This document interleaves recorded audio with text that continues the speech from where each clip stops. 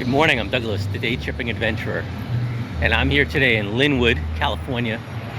It's south of Los Angeles, and today I'm going to be doing what I'm calling the Grand Siren Tour. Going to see a lot of sirens today, I hope. It's going to be a little bit different, even though I'm walking now. I parked back there, so I'll be driving to the sirens today. And there's a reason why I'm doing this as a drive and not as a walk. So if you stay and watch the entirety of the video all the way to the end, I'll be giving out some news which is going to affect the future of all my day trips. So the first siren's right up here. Here's the entrance to the 710 freeway, and as I turn here following this van, there it is. It's a really nice Model 7, and that's got to be an old one. It's actually not even that tall. I mean, it's probably only 12 feet from the base to there. It's on an old classic concrete pole, which is really different from all the other poles that we see, which are the steel or iron ones that can rust out, and we've even seen one fall and destroy. I think it was one of these on the post that fell. But this looks more like a street, an old classic street light post. As you can see, it's on a tilt. And if you come here, like I said, if you're getting on the 710 freeway south off of Imperial, it's right there. You can't miss it. And it being so low to the ground, it's the first time I get an idea of just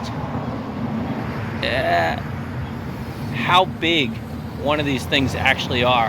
But anyway, yeah, here's the first siren on my Grand Siren Tour. Model 7 that's really easily accessible and easy to see. I feel like I can get up so close to this, whereas the others are all up on these high poles and stuff.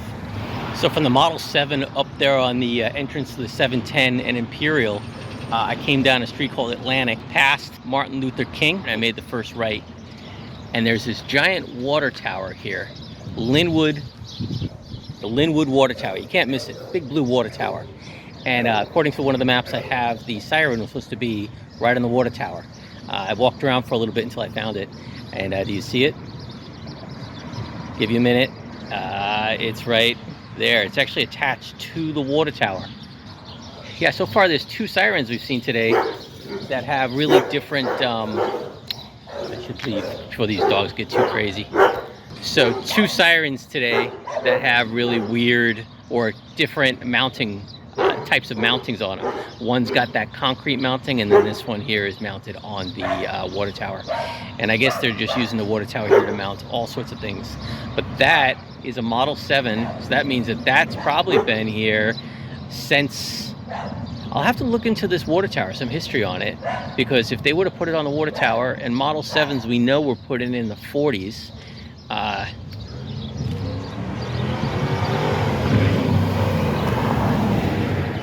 guy's flying down there. Put it in the 40s, it means his water tower is probably from the 40s. That's pretty cool. It's like archaeology of some sort. Anyway, there's the second siren of this trip in Lynwood on the Lynwood water tower. So from the siren there on the Lynwood water tower, I continued south down Atlantic, and then I made a right on a street called Carlin, and I got to the corner of Carlin and Bradfield, and right on the corner is one of the best preserved Model 7 sirens I've ever seen. I'm so glad I decided to do this Lynwood walk today. Not really walk, this drive, this siren drive, and come to Lynwood. Because that siren, right there, that siren is gorgeous. Let me get over there a little closer. And again, it's on one of these nice posts, but the post has been painted, and the siren's been painted, and yeah, let me get closer. I mean, somebody's been taking care of this thing. Look at this. The base has been painted. This has been painted. The siren, fence is in the way. That siren's been painted. There's just a little bit of rust, like right there in the corner, right there. I mean, it's definitely a decorative thing, even though it's here in this lot, which I think has, yeah, it's got transformers, so it's got power. This is a power station. But that is awesome. If you're into looking at sirens or finding sirens in Los Angeles, I highly recommend coming here. This is and it's so low to the ground. I mean, look at how close this thing is. I mean, again, it's probably only like 12 feet high, and it's right there. That's awesome. Well, here we are, and I think you can guess where this siren is based upon what's behind me. There's a factory behind me, so there's that sound. But if you look, there's the siren up on another water tower in Lynwood. And you know, walking is a heck of a lot easier than driving, even though it takes a little bit longer to get between A to B. Man, just trying to navigate the streets and not like crash while you're doing this is kind of difficult. So I prefer the walking, but I kind of have to drive today. And again, stay to the end of the video and you'll know why. But anyway, back to Sirens. So it's another Model 7, and it's there on a water tower, and I guess it was just a very convenient place to put it. I love these old water towers, and I just love the texture of them, and you know, the weathering and everything, just like the sirens themselves. You know, again, I love these Lynwood sirens. It's just something so different that we've seen in the past. I mean, not only have we seen a bunch of Model 7s that are from the 40s, but where they're located is pretty cool. And then the fact that we saw that gorgeous one, that really gorgeous one on that pole from that other water tower one. I went back to Imperial, took Imperial west to Compton. On the corner of Compton and 114th Street, there's a more traditional looking Model 7 on the metal pole with the crow's nest in it. Highly rusted with the yellow around the bottom there. I guess that must have been like the civil defense color is the yellow. So yeah, and just like, you know, we're looking more traditional. Power's cut, traditional pole, tall, you know, up high. So yeah, back to the traditional 1940s. Well, I say traditional, I mean, you know, who's to say that the ones on the shorter poles weren't traditional at the time, and they replaced them at some point and put them on these taller metal poles. I mean, maybe the short concrete ones were the ones that they were originally on during the 40s, and then maybe during the Cold War they put them on these. I don't know. If you know the history of the mounting of these sirens, please let me know. But for now, we're seeing a standard, let's say a standard from the perspective of the videos that I've done anyway, of mounting the Model 7s. So this is 5 sirens I've seen so far in this trip. I have no idea what the next ones are going to be. I kind of have a map with dots on it, and I'm discovering them as I go. So, but there are many more left. So let's head on over to the next one. So from that traditional looking Model 7 on the metal post, I went back to Imperial, went west down Imperial until I got to Western, started with south down Western until I got to 135th Street, made a right, and right behind me here is something a little different. Do you see it? Do you know what it is right there? This is the Gardenia Firehouse, number 139. I believe it's 139. Let me get a shot of that. And right on the top there, it's something different. It's a 1000T. Some of you guys may have been telling me to go look for this, but I finally got out here. I finally got to see it. And again, I had no idea what I was going to see today, so I'm really happy that I'm going to get to see one of these. It's in really great shape. I mean, most of the people I know that have one of these, they have the black stripes on the front of it. This one, it's completely painted. It's like a yellowish beige. And there's a pipe right here in the corner. You can't really see it. There's a pipe that goes from the box all the way down. So it's definitely an electric driven motor because there's an electric box right down there. Let me get closer. So the odds are that it doesn't work. Might work, I don't know. I'd have to go in and ask. But yeah, a 1000T, so something a little different. So we've had 5 Model 7s and now a 1000T. We got a bunch of old school sirens going on here. So you'll find that on the roof of the Fire Department 159 here in the city of Gardenia. From the 1000T that was on the fire station, I continued south down Western until I got to a street called Marine. And on the corner of Marine and Gramercy, siren number 7. So we're back to the SD10s, the Cold War sirens. This one's on a metal pole, and it looks crooked. Maybe it's just the way my camera is. Anyway, it's on a metal pole, but somebody painted it entirely white. But it must have been a while ago because there's a lot of rust up in this area here, up in the actual siren itself. And it looks like sometimes there's a screen up here. I'll take a photograph, but the middle part there, sometimes a screen. Either it's not a screen, it's actually a piece of metal, or it's been painted over so much that it doesn't look like a screen anymore. So an interesting thing about this Siren is this little pipe here goes all the way up to the Siren. You can see like right about here, the power's cut, but then it comes down here and all the controls are down here. And it seems like all the controls for the Siren are down here on the street. I've never seen that before. And it's really the first time I can actually get in here and read what this says. I'll take a picture of it. I tried to take video, but it wasn't very good. But this is pretty cool, man. Normally I don't get, you see it's got, look right here, you see it's got an on-off thing. It says on and off. There's a little off thing here. And then it looks like it's got the junction, the control box here. And then this box down here says relay. I mean, that's so cool. Here I am thinking that this is a ordinary SD10 that's just painted white. And as I'm driving by to leave, I see this. So I had to stop and come back. This trip is turning into a rather exceptional trip with everything that I'm seeing.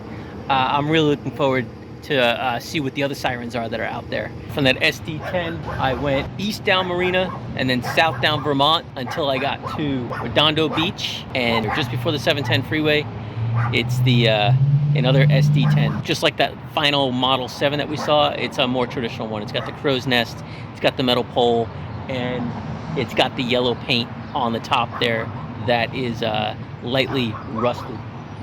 So yeah, another SD10. What is this, the second? I'm kind of losing track of Sirens now. Second SD10. I'm in Gardena right here. This is the third Siren I guess I've seen in Gardena, and I believe there's 2 more to see around here. So let's go find out what the other 2 Sirens are in Gardena. So from the last SD10, I went back to Vermont, continued south until I got to 167th Street. I made a left, and a block down is the next Siren, another SD10. Again, just like all the others, power's cut. There's still the phone line. It's on the metal pole. The pole looks like it's been painted. And the Siren, well, truth be told, the Siren's in pretty good shape. It's got the yellow paint up around inside the housing here. Underneath, it's a little rusted. But you can totally see on this one that you go up in there and there's definitely like a grill or a mesh grill. It's rusted, but you can see the spinning part. I know there's a name for it. I can't remember the name off the top of my head. But overall, it's in great shape. If they were ever to spin this thing up and get it going, imagine living in that apartment right there. I'd be running around wondering what the hell is going on. I think anybody around here would be running around. We haven't heard these Sirens since the 80s. So yeah, it would be a very foreign sound. From that last SD10 over near the apartment building, I couldn't tell you the streets I drove. I had to take this weird course. There's a train track over here and it kind of breaks the street pattern up. But I eventually got to a street, 166th Street. And I was driving down here and it was pretty cool because in the distance I can see this guy. It kind of stands out. Even though it's white and it fades into the background, for some reason I noticed it immediately. I looked up from blocks away. I noticed it. But yeah, so this one's painted all white. Even the top, but you can still see the yellow if you really look at it. All the wires and everything have been stripped off this guy. It's here on the corner, in a parking lot corner of 166th and Denker, D-E-N-K-E-R. So another white SD10.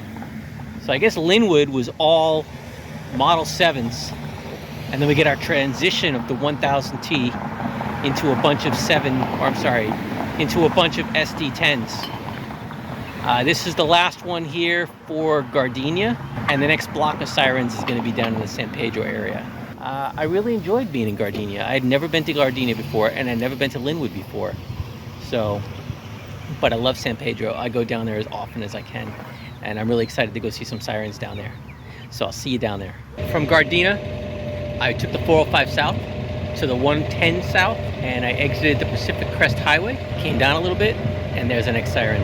I'm in Watson Junction, basically just north of San Pedro. And here's the next Siren, which is an SD10. Usual phone lines there, no power, and it's in the generally decent shape, similar to the others. The pole's been painted, the box been painted, still a lot of yellow up on the Siren, but with rust on the bottom. Again, you can see the screen, this one's been painted, but the two that were painted white, that screen that's up there seemed that they covered it somehow, or for some reason I should say, they covered them. From the SD10 that was there on the Pacific Coast Highway, I went south down Avalon, and then I made a right on Alameda and just went down south down Alameda until I got to the next Siren, another SD10. Looks like San Pedro is going to be the home of SD10s. The yellow up there is great, the yellow up in there, but it's all rusted. All the base of this is rusted, and even the bottom part. However, the door, I can still see the silver tag on it, so that looks pretty clean. And overall, it's in decent shape. It's got some dents on the bottom. It's just weird. It's like, what the hell is hitting it? I guess when they go and they work on these power lines and stuff, they might hit them with the cherry pickers and stuff. All right, I made it down to the port of San Pedro. So from that last Siren that I saw up there on Alameda, I went south down Gulf until I got to Avenue D. I made a right, and then I took that over to San Fernando. I think I found like the loneliest Siren in Los Angeles, and that's this guy right here. I say it's the loneliest Siren because the only way, you can't get here with a car. You have to walk. There's no parking anywhere around here. You have to walk to get to the Siren. I had to walk down the street there and cross the street, and as a matter of fact, I'm sure so few people crossed this street that everybody was honking at me until a cop showed up and had to like use his PA system to let everybody know that there's a pedestrian in the street. Yeah, so nobody walks in LA, but when you do, you're able to find things like this, which is pretty awesome. I mean, look at that. That's awesome. How often do you get to come down to the port of LA? I mean, this close to where, you know, it's like where this is like everything you order on Amazon comes in through here. Literally everything you order through Amazon comes in through here. So yeah, so as we see, we got an SD10. I don't know if anybody's been up there, but the little box that's up there has been opened. You know, it's all rusted. There's actually a shirt up there, so somebody's been up there. And then, you know, for all things considered, the Siren itself is in decent shape. It's very yellow. You know, like most, it does have the rust around the bottom, which it's usually surprising. It's all on the bottom, but it's very yellow. And yeah, I'm very happy I came and found. I almost didn't come to this one because of how difficult it was to get. But when you're walking, it's easy. But when you're driving, you know, you have to find parking. You have to get your car through here. You got to deal with traffic. But yeah, I did it. This is Siren number 13 on this trip. And I'm going to dub it the loneliest Siren in Los Angeles.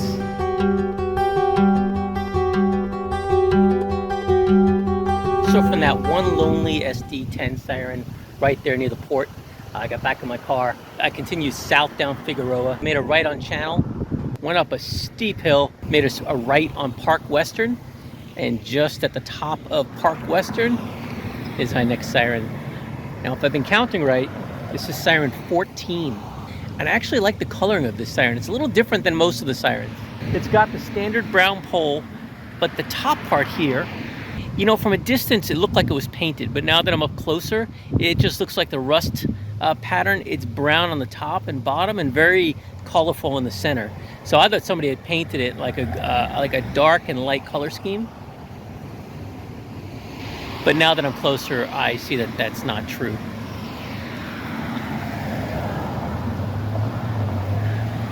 But overall, it's in great shape.